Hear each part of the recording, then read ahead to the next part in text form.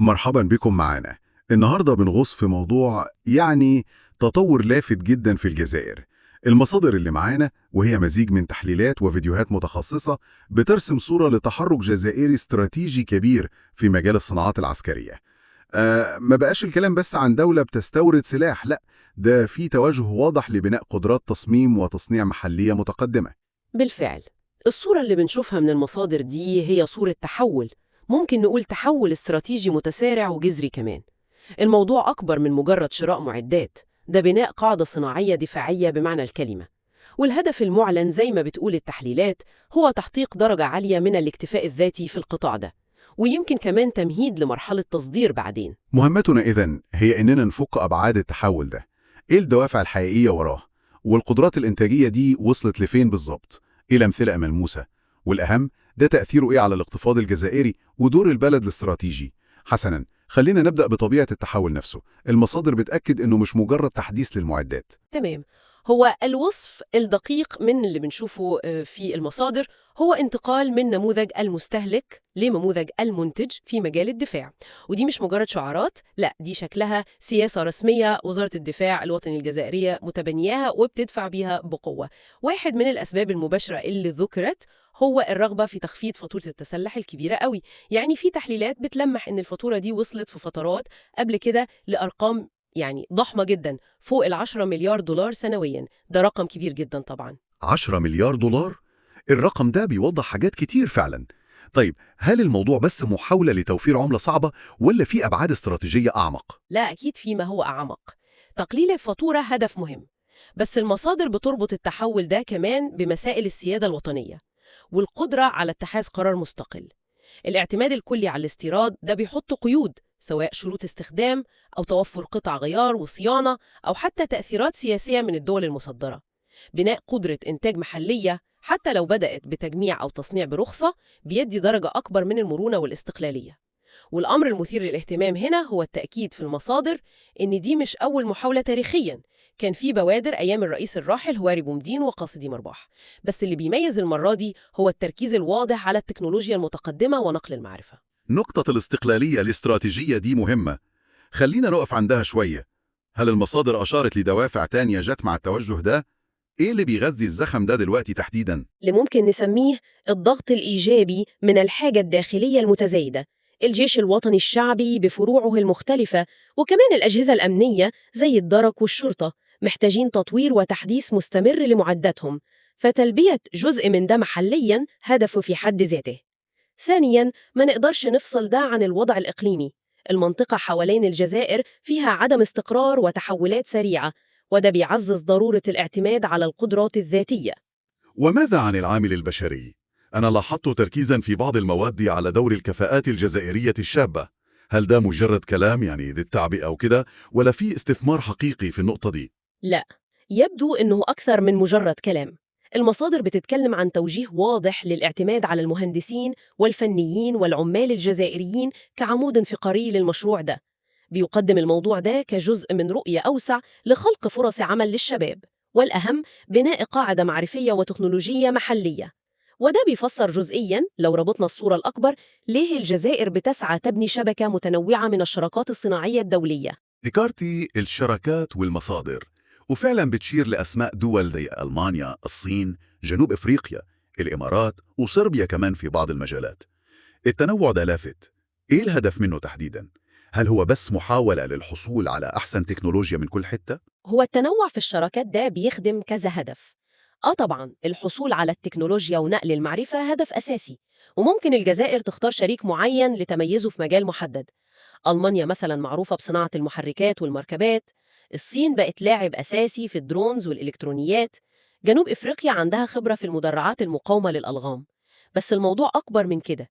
بناء شراكات متعددة بيقلل الاعتماد على مصدر واحد وبيدي مرونة أكبر في التفاوض.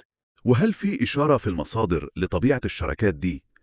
هل هي مجرد شراء خطوط إنتاج، ولا بتتضمن تطوير مشترك أو تصنيع برخصة؟ أقرب للتصنيع برخصة، يعني تجميع أو إنتاج مكونات معينة محلياً حسب تصميم أجنبي.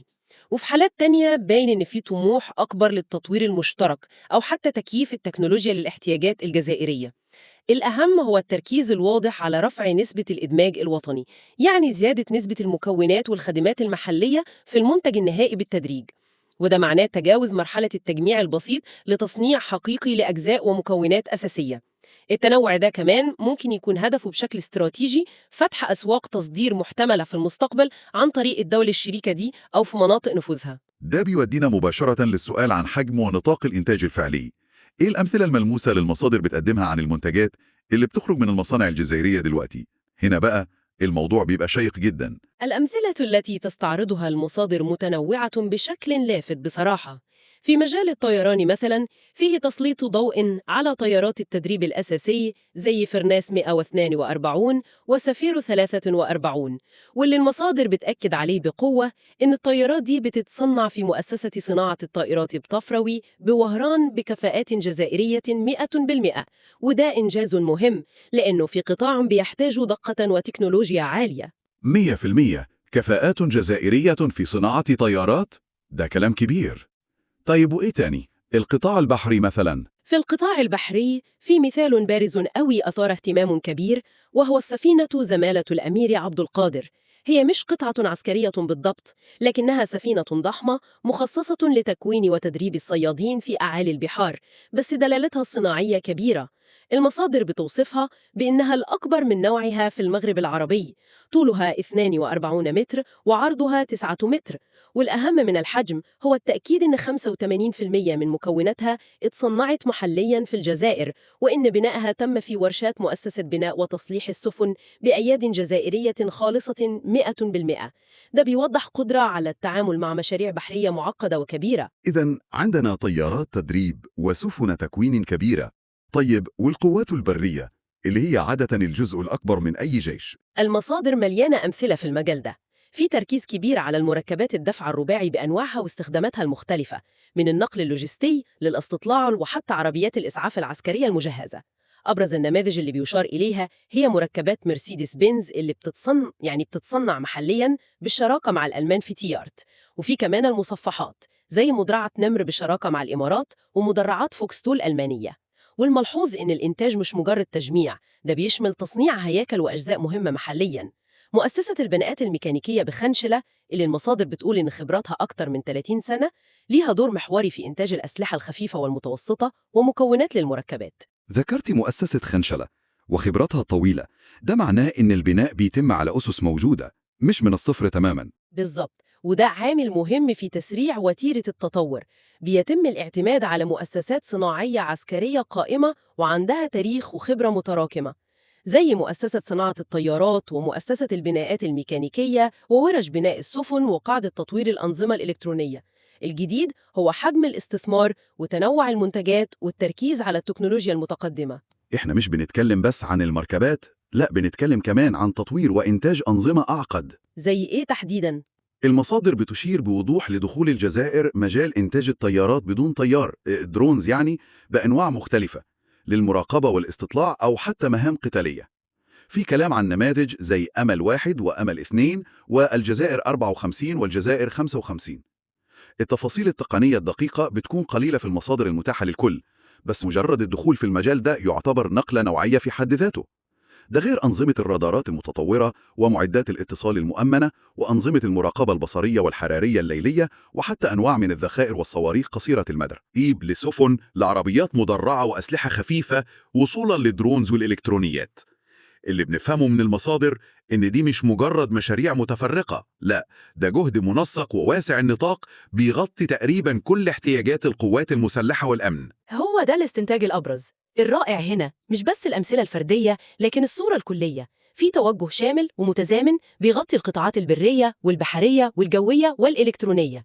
ده بيقول إن في استراتيجية وطنية واضحة وخطة عمل مفصلة بتتنفذ عبر مختلف المؤسسات الصناعية التابعة لوزارة الدفاع.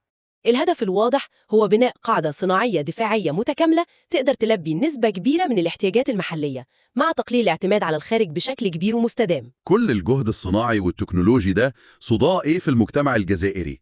المواطن العادي حاسس بأهمية التطور ده؟ يبدو أن الصدى إيجابي جدا ومفاجئ للبعض كمان. المصادر وخصوصا الفيديوهات اللي بتغطي معرض الإنتاج الجزائري بتوصف إقبال جماهيري كبير جدا على جناح الصناعات العسكرية. التقارير بتتكلم عن مشاعر فخر واعتزاز ومعاها دهشة كمان عند الزوار وهم شايفين بعينيهم منتجات متقدمة مكتوب عليها صنع في الجزائر. في اقتباس لافت اتكرر كتير على لسان زوار: والله ما كناش عارفين باللي عنا هذا الشيء، ما كناش عارفين نقدروا نخدموهم هنا في بلادنا. ما كناش عارفين نقدروا نخدمهم في بلادنا. العبارة دي معبرة قوي. ممكن بتعكس فجوة كانت موجودة بين القدرات الحقيقية للبلد وتصور الناس عنها. طيب ده معناه إيه على المستوى الاجتماعي والاقتصادي؟ هل هو مجرد شعور بالفخر الوطني وخلاص؟ الشعور بالفخر الوطني مهم أكيد، بيعزز الثقة بالنفس وبالقدرات الذاتية، بس الأثر أكبر من كده وليه أبعاد اقتصادية ملموسة المصادر بتركز عليها. أولاً البيانات اللي في المصادر بتقول إن الصناعات العسكرية دي بتساهم بشكل مباشر في إنقاذ وتنشيط شركات وطنية كانت بتعاني من صعوبات، زي مثال الشركة الوطنية للعربات الصناعية SNVI اللي لقت في عقود وزارة الدفاع فرصة لإعادة هيكلتها نفسها وتحديث خطوط إنتاجها. ده مثير للاهتمام. إزاي صناعة عسكرية ممكن تنقذ شركة مدنية؟ عن طريق خلق الطلب مستمر ومضمون. لما وزارة الدفاع تتعاقد مع شركة زي SNV علشان تصنع شاحنات أو باصات بمواصفات معينة وبكميات كبيرة، ده بيوفر للشركة فلوس مستقرة وبيسمح لها تستثمر في تطوير قدراتها. الأهم من كده، وده اللي المصادر بتركز عليه، هو إن التوجه ده بيخلق منظومة اقتصادية متكاملة.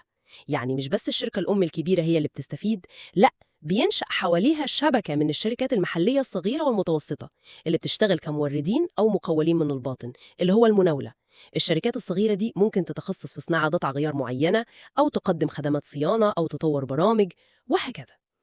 إذن هي عملية بتمتد أفقياً وتشمل قطاعات أوسع من الاقتصاد؟ بالظبط، وده بدوره بيساهم في رفع نسبة الإدماج الوطني، يعني زيادة المحتوى المحلي في المنتج النهائي سواء مكونات أو خدمات. وكل ما النسبة دي زادت كل ما الفايدة الاقتصادية كانت أكبر وأشمل. وطبعاً في الأثر المباشر بتاع خلق فرص عمل جديدة ومستدامة سواء في المصانع العسكرية أو الشركات المتعاقدة أو بشكل غير مباشر في الشركات الموردة والمناولة. ده غير تعزيز الثقة العامة في جودة المنتج المحلي، مش بس العسكري، لا الصناعي بشكل عام.